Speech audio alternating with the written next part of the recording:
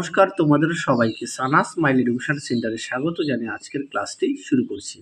আজকে তোমাদের সঙ্গে আলোচনা করব তোমরা যারা অষ্টম শ্রেণীর ফার্স্ট ইউনিট টেস্ট পরীক্ষা দেবে 2025 সালে তোমাদের জন্য রায় ও মার্টিন প্রশ্ন বিচিত্রা থেকে আজকে সমাধান করে দেখাবো অষ্টম শ্রেণীর ইতিহাস বিষয়ে মডেল নাম্বার 7 অর্থাৎ 7 নম্বর স্কুলের তোমাদের যে সমস্ত ছোট ও বড় প্রশ্নগুলি আছে সমস্ত প্রশ্নের উত্তরের সমাধান করে দেখাবো।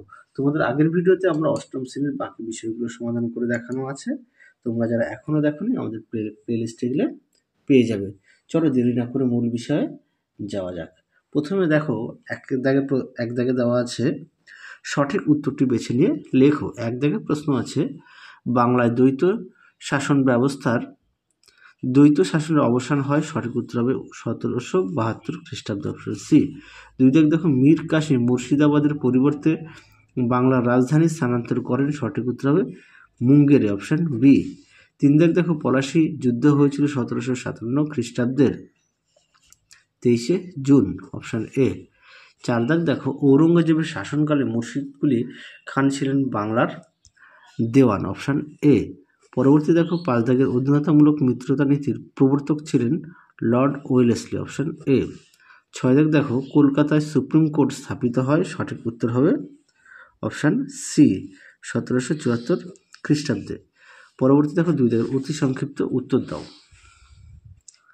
একে আছে বন্দিবাসের যুদ্ধ কাদের মধ্যে সংঘটিত হয়, উত্তরটা দেখো ভারতে ইঙ্গ ফরাসি প্রভুত্ব প্রতিষ্ঠার দ্বন্দ্বে বন্দিবাসের যুদ্ধ ছিল শেষ যুদ্ধ, তাই এর তাৎপর্য সুদূর প্রসারী। বন্দিবাসের যুদ্ধ সময়কাল 1760 খ্রিস্টাব্দে এই যুদ্ধ হয়েছিল। প্রতিদ্বন্দ্বী ছিল ইংরেজ ও ফরাসিদের মধ্যে বন্দিবাসের যুদ্ধ ঘটেছিল। তাহলে কাদের? 1760 খ্রিস্টাব্দে ইংরেজ ও ফরাসিদের মধ্যে হয়েছিল। পরবর্তী দেখো আলীনগরের সন্ধি হয়েছিল কাদের মধ্যে, দেখো প্রশ্ন উত্তর কি আছে। 1757 খ্রিস্টাব্দের 9 ফেব্রুয়ারি আলীনগরের সন্ধি স্বাক্ষরিত হয়। বাংলার নবাব সিরাজদৌল্লা ও ব্রিটিশ ইস্ট ইন্ডিয়া কোম্পানির মধ্যে আলীনগর হয়েছিল। তাহলে আলীনগরের সন্ধি স্বাক্ষরিত হয় তাহলে কাদের মধ্যে? 1757 খ্রিস্টাব্দের 9 ফেব্রুয়ারি সিরাজদৌল্লা ও ব্রিটিশ ইস্ট ইন্ডিয়া কোম্পানির মধ্যে। চলো পরবর্তী প্রশ্ন দেখো কি আছে। তিন দাগের কে কবে হায়দ্রাবাদ আঞ্চলিক শাসন প্রতিষ্ঠা করেছিলেন, উত্তরটা লিখবে 1740 খ্রিস্টাব্দের নিজামুল মুলক।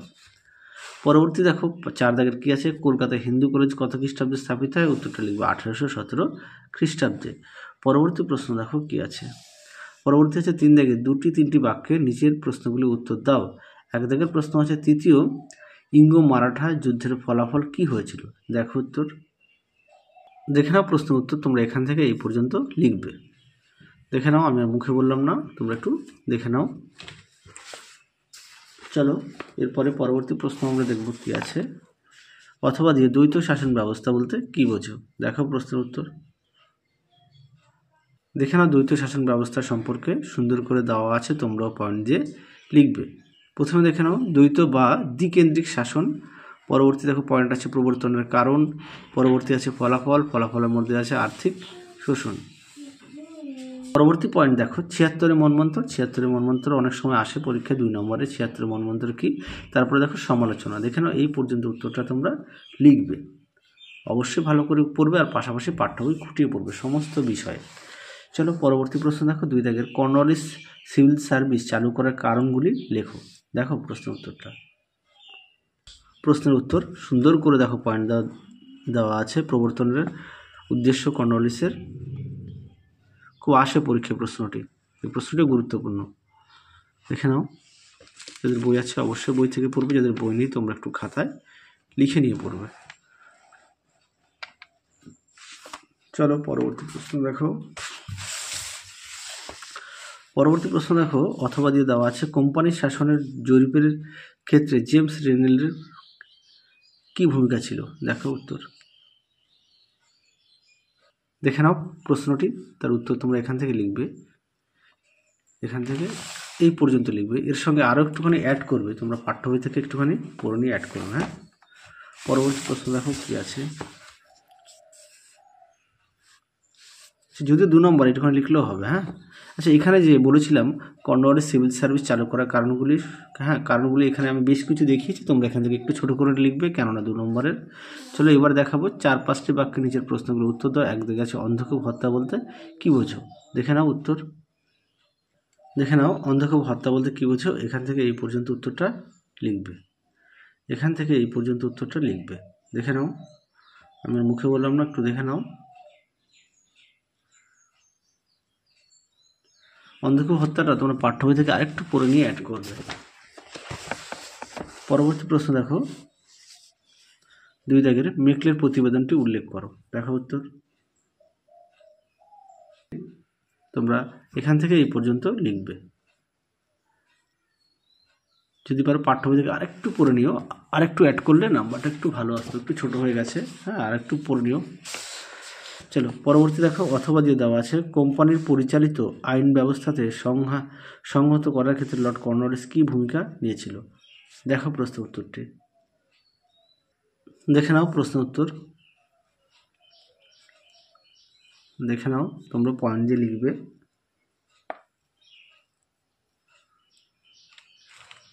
দেখে নাও, তারপর সংস্কারটাও দেখে নাও। চলো দেখে নাও।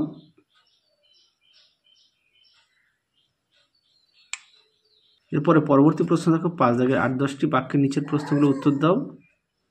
দেখো একে আছে ভারতের পাশ্চাত্য শিক্ষা বিস্তারে ব্যাপটিস্ট মিশনের ভূমিকা আলোচনা করে। এটা তোমাদের পাঠ্য বইতে সুন্দর করে দেওয়া আছে, একটু দেখে নিও। পরটা দেখো, অথবা দিয়ে ওয়ারেন হেস্টিংস ও লর্ড কর্নওয়ালিসের বিচার ব্যবস্থা সংস্কারের তুলনামূলক আলোচনা করো। দেখো প্রশ্ন উত্তরটি, দেখে নাও, দেখে নাও, প্রশ্ন উত্তর সুন্দর করে দেওয়া আছে।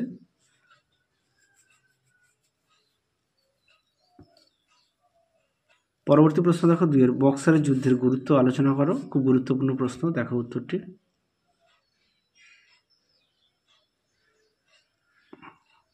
দেখে নাও প্রশ্ন উত্তর।